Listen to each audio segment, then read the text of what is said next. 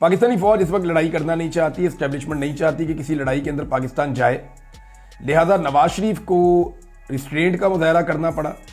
انہوں نے کسی قسم کا کوئی سٹیٹمنٹ ویسے بھی نہیں دینا تھا، انہوں نے نریندر مودی کو وہ کیوں ناراض کریں گے؟ کس لیے؟ پاکستانیوں کے لیے ناراض کریں گے؟ پاکستانیوں کو خوش کرنے کے لیے نریندر مودی کو ناراض کریں گے؟ بھئی یہ پاکستانیوں نے تو نواز شریف کو ووٹ ہی نہیں ڈالا، منہ ہی نہیں لگایا۔ تو جن لوگوں نے منہ ہی نہیں لگایا ان لوگوں کو خوش کرنے کے لیے نریندر مودی جیسے دوست کو ناراض کر دینا تو عقل مندی نہیں ہوگی۔ لہذا نواز شریف نے نریندر مودی کو ناراض نہیں کیا۔ اور اب یہ پتا چل رہا ہے بقول شہزاد اکبر صاحب کے کہ باقاعدہ نواز شریف صاحب کو استعمال کیا جا رہا ہے بیک ڈور ڈپلومیسی کے لیے کہ وہ نریندر مودی کے ساتھ کوئی بات چیت کر کے رستہ نکالیں۔ میری اطلاع کے مطابق ابھی تک کوئی پیش رفت نہیں ہو سکی، کیونکہ بھارت اس بات پہ تلا ہے کہ وہ ایک کارروائی تو ضرور کرے گا اپنے لوگوں کو مطمئن کرنے کے لیے، کیونکہ اس معاملے کو جتنا بھارت اوپر لے گیا ہے اب بھارت کو کچھ نہ کچھ کرنا پڑے گا۔ سندھ طاس معاہدہ معطل کرنے کا فیصلہ تو انہوں نے کر دیا، لیکن یہ ایک لانگ ٹرم چیز ہے، اس کے اوپر دہائیاں لگیں گی، 1 دہائی 2 دہائی، جتنا پیسہ ڈالتے جائیں گے اتنا پانی روکتے جائیں گے۔ تو بھارت کتنا پانی اور کیسے پانی روک سکتا ہے، یہ سوال ہمارے بیچ میں چلتا رہے گا، اس کے اوپر حقائق بھی آتے رہیں گے، چیزیں ڈسکشن بھی ہوتی رہے گی، لیکن بھارت کو کچھ نہ کچھ کرنا پڑے گا جتنا اس نے معاملے کو اٹھا دیا ہے۔ ابھی کشمیر کے اندر بھارت کریک ڈاؤن کر رہا ہے، اور اس کریک ڈاؤن میں بھارت نے مزید 5 کشمیریوں کے گھروں کو دھماکہ خیز مواد سے اڑا دیا ہے۔ اس سے پہلے بھی انہوں نے یہی کیا تھا۔ تو بھارت فوراً جو ہے وہ اپنی ایکٹیویٹی تیز کر دیتا ہے مقبوضہ کشمیر میں کسی بھی واقعے کے بعد، دہشت گردی کے واقعے کے بعد۔ نواز شریف اور شہباز شریف کے ملنے کے بعد ایک بیانیہ جاری کیا گیا ہے، ایک سٹیٹمنٹ جاری کیا گیا ہے، جس میں نواز شریف نے دہشت گردی کی مذمت کی ہے، جس میں دہشت گردی نے کہا، نواز شریف نے کہا ہے کہ جی خطے کے اندر امن کی ہماری خواہش ہے، لیکن پاکستان پہ حملہ ہوگا تو ہم جواب دیں گے۔ یہ ایک سٹیٹمنٹ جاری کروائی گئی ہے، لیکن نواز شریف نے خود اپنے منہ سے کچھ نہیں کہا، اپنے ٹویٹر اکاؤنٹ پہ کچھ نہیں لکھا، نہ مریم نواز نے اپنے منہ سے کچھ کہہ کر اپنے ٹویٹر اکاؤنٹ پہ کچھ لکھا، نہ شہباز شریف صاحب نے نریندر مودی کی مذمت کی ہے۔ وہ عمران خان ہی تھا شیر کا بچہ جو صاف بات کرتا تھا، آ کر سامنے کھڑا ہو کر بات کرتا تھا۔ ان کی وہ اوقات ہی نہیں ہے کہ یہ آنکھوں میں آنکھیں ڈال کر بات کر سکیں۔ پاکستانی وزیر خارجہ اور انڈین جو محکمہ خارجہ ہے دونوں بہت ایکٹیو ہو گئے ہیں، اور دونوں اپنے طور پہ دنیا کے ممالک سے رابطہ کر رہے ہیں اور انہیں صورتحال سے آگاہ کر رہے ہیں۔ انڈیا کا مقدمہ یہ ہے، وہ یہ کہتے ہیں کہ جناب پاکستان بار بار انڈیا کے اندر مداخلت کرتا ہے، ہمارے اوپر حملے کرواتا ہے۔ وہ اس میں خواجہ آصف کا سٹیٹمنٹ، نواز شریف کے سٹیٹمنٹ، یہ ساری چیزیں وہ استعمال کر رہے ہیں۔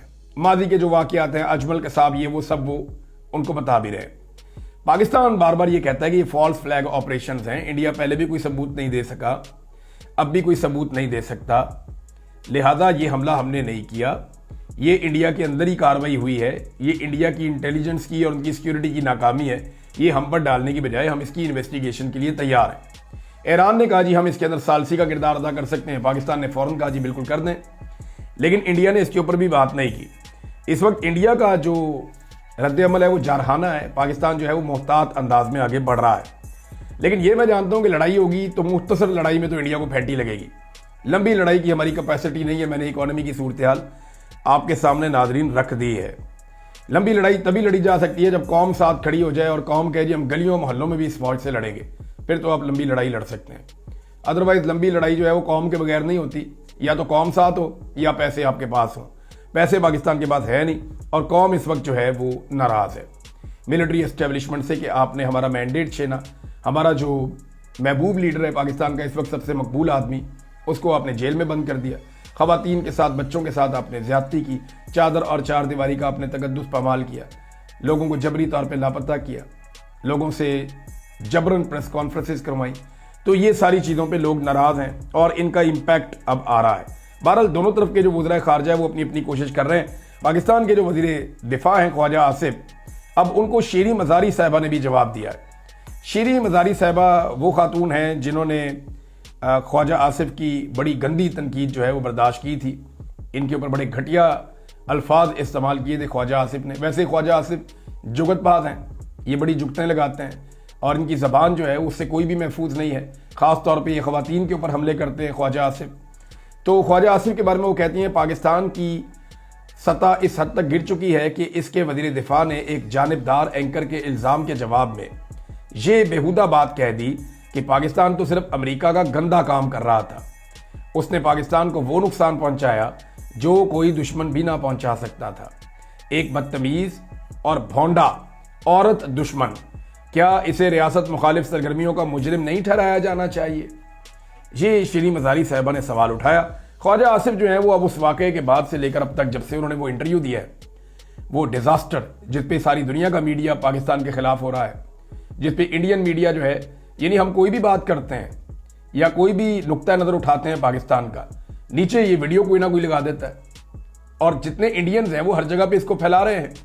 सोशल मीडिया पे ख्वाजा आसिफ के इस बयान के बाद और इस बयान की वजह से पाकिस्तान के बयानिए को बहुत बड़ा नुकसान पहुंचा है, जबकि इंडियन बयानिए को बहुत फायदा हुआ है।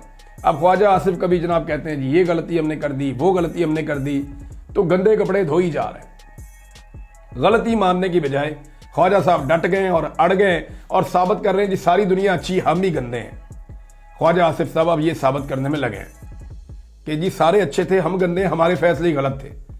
अब कभी ज़ियाउल हक पर डालते हैं, कभी इस पर डालते हैं कि ज़ियाउल हक के साथ तो आप लोगों के बुजुर्ग थे, आप सारे उन्हीं की पैदावार है। बहरहाल ख्वाजा आसिफ साहब सफाइयाँ देते रहे, जो मर्जी करते रहे, मामला वही है जो मैंने आपके सामने रखा। एक सद्दाम खान तरीन साहब जो है उन्हें एक और मुकदमे के अंदर अब मुंतकिल किया गया, एक और थाने में, वहाँ से एक और थाने में, तो उनके लिए बड़े मुश्किल हालात हैं, उनकी मुलाकातें भी नहीं करवाई जा रही, लेकिन उनके साथी डटे हुए हैं। उम्मीद है कि वो जल्द रिहा होंगे। लेकिन बलूचिस्तान के नौजवानों के साथ जो जुल्म हो रहा है, पंजाब के नौजवानों के साथ जो जुल्म हो रहा है, इसकी मिसाल जो है वो माजी में नहीं मिलती। और सिंध के अंदर तो सूरत हाल आपके सामने है कि लोग नहरों के खिलाफ भी एहतजाज करने जाते हैं तो जरदारी साहब और उनकी पुलिस लोगों को मारते हैं और लगातार मारते हैं। पंजाब में नाज़रीन किसानों का मुकम्मल तौर पे बेड़ा गर्क हो गया है और उसके ऊपर एक नज़म लिखी है, ये बड़ी ज़बरदस्त नज़म है, मैं आज ये पढ़ रहा था, चंद फ़िक्रे हैं आबी मखनवी साहब की, और मैं ये चाहता हूँ कि मैं आपको ये पढ़ के सुनाऊँ।